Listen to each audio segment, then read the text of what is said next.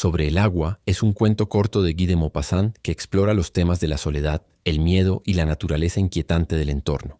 Este clásico ha sido celebrado por su capacidad para capturar el suspenso y la tensión psicológica a través de una narrativa sutil y envolvente. Ambientado en las tranquilas pero misteriosas aguas del Sena, el relato refleja la maestría de Maupassant para crear atmósferas cargadas de emoción y presentarnos una reflexión sobre las profundidades del miedo humano.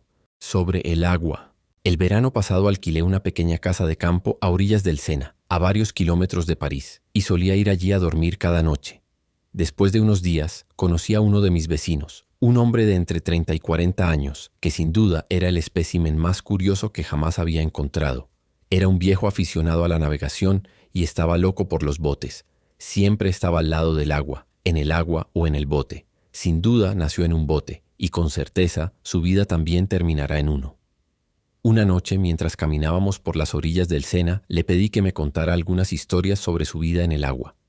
El buen hombre se animó de inmediato, su expresión cambió. Se volvió elocuente, casi poético. En su corazón existía una gran pasión, una pasión absorbente, irresistible: el río. «Ah», me dijo, «cuántos recuerdos tengo relacionados con ese río que ves fluir junto a nosotros. Ustedes, los que viven en las calles, no saben nada sobre el río». Pero escucha a un pescador cuando menciona la palabra. Para él es algo misterioso, profundo, desconocido, una tierra de espejismos y fantasías, donde se ven por la noche cosas que no existen, se oyen sonidos que no se reconocen, se tiembla sin saber por qué, como al pasar por un cementerio, y es de hecho el más siniestro de los cementerios, uno en el que no se tiene tumba. Para el barquero del río, la tierra parece tener un límite, pero en las noches oscuras, cuando no hay luna, el río parece infinito. Un marinero no siente lo mismo por el mar. Es a menudo implacable y cruel, es cierto, pero el gran mar se expresa con fuerza, ruge y es honesto, mientras que el río permanece silencioso y pérfido. No habla, fluye sin hacer ruido, y este movimiento eterno del agua que fluye es más terrible para mí que las altas olas del océano. Los soñadores sostienen que el mar oculta en su seno vastos tramos de azul donde los ahogados vagan entre los grandes peces, en medio de extraños bosques y grutas de cristal. El río solo tiene profundidades negras donde uno se pudre en el fango. Sin embargo, es hermoso cuando reluce a la luz del sol naciente y acaricia suavemente sus orillas cubiertas de juncos susurrantes. El poeta dice hablando del océano: «Ah, qué tragedias tan tristes conocen, olas profundas, el terror en los corazones de las madres que suplican. Se las cuentan unas a otras mientras avanzan, con la marea alta, y esto es lo que da esos tonos de triste desesperación a su voz, mientras avanzan hacia el atardecer con la marea creciente. Bueno, pienso que las historias susurradas por los delgados juncos, con sus pequeñas voces suaves, deben ser más siniestras que las lúgubres tragedias contadas por el rugido de las olas. Pero como has pedido algunos de mis recuerdos, te contaré una singular aventura que me ocurrió hace 10 años.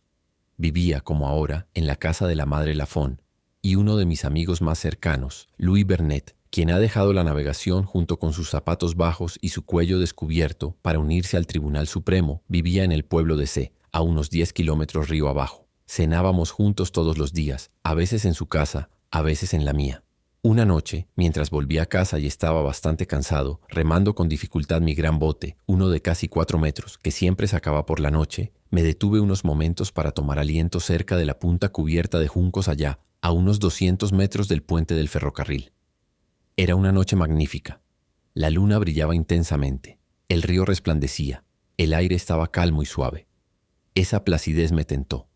Pensé para mí que sería agradable fumar una pipa en ese lugar. Levanté mi ancla y la arrojé al río. El bote flotó río abajo con la corriente hasta el final de la cadena y luego se detuvo. Me senté en la popa sobre mi piel de oveja y me acomodé lo mejor posible. No se oía ningún sonido, excepto que de vez en cuando creía percibir un casi imperceptible chapoteo del agua contra la orilla, y notaba grupos más altos de juncos que asumían formas extrañas y a veces parecían moverse. El río estaba perfectamente tranquilo, pero me sentía afectado por el silencio inusual que me rodeaba. Todas las criaturas, ranas y sapos, esos cantores nocturnos del pantano, estaban en silencio. De repente una rana croó a mi derecha cerca de mí. Me estremecí. Cesó y no oí nada más, así que decidí fumar para calmar mi mente. Pero, aunque era un fumador experto, no pude fumar. En la segunda calada me sentí nauseabundo y abandoné el intento. Comencé a cantar. El sonido de mi voz me resultaba angustiante, así que me quedé quieto, pero pronto el leve movimiento del bote me perturbó. Me parecía como si el bote hiciera enormes vaivenes, de orilla a orilla del río, tocando cada orilla alternativamente. Luego sentí como si una fuerza invisible, o un ser, la estuviera levantando hacia la superficie del agua para dejarla caer de nuevo. Me sentí zarandeado como en una tempestad. Escuché ruidos a mi alrededor. Me puse de pie de un salto. El agua resplandecía y todo estaba en absoluta calma. Me di cuenta de que mis nervios estaban algo alterados y resolví dejar el lugar. Tiré de la cadena del ancla. El bote comenzó a moverse. Entonces sentí una resistencia. Tiré con más fuerza. El ancla no subía. Se había enganchado en algo en el fondo del río y no podía levantarla. Comencé a tirar nuevamente, pero todo fue en vano. Entonces, con mis remos giré el bote con la proa río arriba para cambiar la posición del ancla. No sirvió de nada, seguía atascada. Me enfurecí y sacudí la cadena furiosamente. Nada se movió. Me senté desalentado y comencé a reflexionar sobre mi situación. No podía soñar con romper esa cadena, ni desprenderla del bote, porque era maciza y estaba remachada a la proa a un pedazo de madera tan grueso como mi brazo. Sin embargo, dado que el tiempo era tan bueno, pensé que probablemente no pasaría mucho tiempo antes de que algún pescador viniera en mi ayuda. Mi mala suerte me había tranquilizado. Me senté y finalmente pude fumar mi pipa. Tenía una botella de ron. Bebí 2 o 3 vasos y fui capaz de reírme de la situación. Hacía mucho calor, de modo que si fuese necesario podría dormir bajo las estrellas sin gran daño. De pronto hubo un pequeño golpe en el costado del bote. Me sobresalté y un sudor frío me cubrió todo el cuerpo. El ruido fue sin duda causado por algún trozo de madera arrastrado por la corriente, pero eso fue suficiente y nuevamente me convertí en presa de una extraña agitación nerviosa. Agarré la cadena y tensé mis músculos en un esfuerzo desesperado. El ancla se mantuvo firme. Me senté de nuevo, exhausto. El río se había envuelto lentamente en una espesa niebla blanca que se cernía cerca del agua, de modo que cuando me levanté, no pude ver ni el río, ni mis pies, ni mi bote. Solo podía percibir las puntas de los juncos y más allá, en la distancia, la llanura, blanca bajo la luz de la luna, con grandes manchas negras que se elevaban hacia el cielo, formadas por grupos de álamos italianos. Era como si estuviera enterrado hasta la cintura en una nube de algodón de singular blancura, y todo tipo de imaginaciones extrañas llegaron a mi mente. Pensé que alguien estaba intentando subir a mi bote, que ya no podía distinguir, y que el río, oculto por la espesa niebla, estaba lleno de seres extraños nadando a mi alrededor. Me sentía terriblemente incómodo, como si una banda apretada me rodeara la frente. Mi corazón latía tan fuerte que casi me asfixiaba, y casi fuera de mí pensé en nadar lejos de ese lugar. Pero nuevamente la mera idea me hizo temblar de miedo. Me imaginé perdido, avanzando a ciegas en esta densa niebla, luchando entre las hierbas y juncos de los que no podría escapar, con la respiración entrecortada por el miedo sin ver la orilla ni encontrar mi bote. Y parecía que sentiría como si algo me arrastrara por los pies hacia el fondo de esas aguas negras. De hecho, ya que tendría que ascender al menos 500 metros río arriba antes de encontrar un lugar libre de hierbas y juncos donde pudiera desembarcar, había 9 probabilidades contra una de que no encontrara mi camino en la niebla y que me ahogara, sin importar lo bien que pudiera nadar. Intenté razonar conmigo mismo. Mi voluntad me llevó a decidir no tener miedo, pero había una parte de mí, más allá de mi voluntad, que sí sentía miedo. Me pregunté de qué tenía que tener miedo. Mi valiente yo ridiculizó a mi cobarde yo, y nunca antes me di cuenta, como ese día, de la existencia en nosotros de 2 personalidades rivales, una deseando algo, la otra resistiéndose, y cada una ganando a ratos.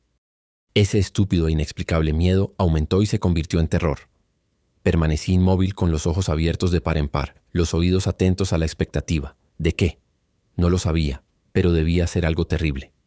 Creo que si un pez hubiese saltado del agua en ese momento, como a menudo sucede, no habría necesitado nada más para hacerme caer, rígido e inconsciente. Sin embargo, con un esfuerzo violento, logré volverme casi racional nuevamente. Tomé mi botella de ron y di varios tragos. Entonces una idea me vino a la mente y comencé a gritar con todas mis fuerzas hacia todos los puntos cardinales, sucesivamente. Cuando mi garganta quedó absolutamente paralizada, escuché. Un perro estaba aullando a gran distancia. Bebí más ron y me acosté en el fondo del bote. Permanecí allí alrededor de 1 hora, quizás 2 sin dormir, con los ojos bien abiertos, con pesadillas a mi alrededor. No me atreví a levantarme, y sin embargo lo deseaba intensamente. Lo posponía de un momento a otro. Me dije, vamos, levántate. Y tenía miedo de moverme. Finalmente me levanté con infinita cautela, como si mi vida dependiera del más leve sonido que pudiera hacer, y miré sobre el borde del bote. Quedé deslumbrado por el más maravilloso, el más asombroso espectáculo que se pueda ver. Era una de esas fantasmagorías de un mundo de hadas, uno de esos espectáculos descritos por los viajeros a su regreso de tierras lejanas a quienes escuchamos sin creer. La niebla que 2 horas antes flotaba sobre el agua se había despejado gradualmente y se había acumulado en las orillas, dejando el río absolutamente claro, mientras formaba en cada orilla un muro ininterrumpido de 6 o 7 metros de altura que brillaba a la luz de la luna con el resplandor deslumbrante de la nieve.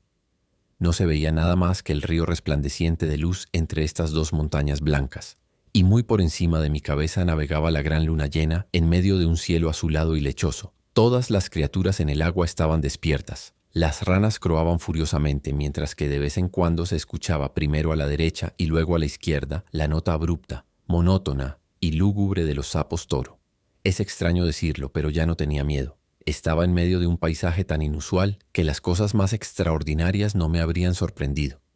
No sé cuánto tiempo duró esto, porque acabé quedándome dormido. Cuando abrí los ojos, la luna ya se había ocultado y el cielo estaba lleno de nubes. El agua chapoteaba de manera lúgubre, el viento soplaba y la oscuridad era total. Bebí el resto del ron y luego, mientras temblaba, escuché el susurro de los juncos y el presagio del sonido del río. Intenté ver, pero no pude distinguir ni mi bote, ni siquiera mis manos que sostenía cerca de mis ojos. Poco a poco, sin embargo, la negrura se hizo menos intensa. De repente, creí notar una sombra deslizándose cerca de mí. Grité. Una voz respondió. Era un pescador. Lo llamé, se acercó y le conté mi mala suerte. Remó hasta situar su bote al lado del mío, y juntos tiramos de la cadena del ancla. El ancla no se movió. El día amaneció gris, sombrío, lluvioso y frío, uno de esos días que traen penas y desgracias. Vi otro bote, lo llamamos. El hombre a bordo se unió a nuestros esfuerzos y gradualmente el ancla cedió. Se elevaba lentamente, lentamente, cargada con un peso considerable. Al final percibimos una masa negra y la llevamos a bordo. Era el cadáver de una anciana con una gran piedra atada alrededor de su cuello.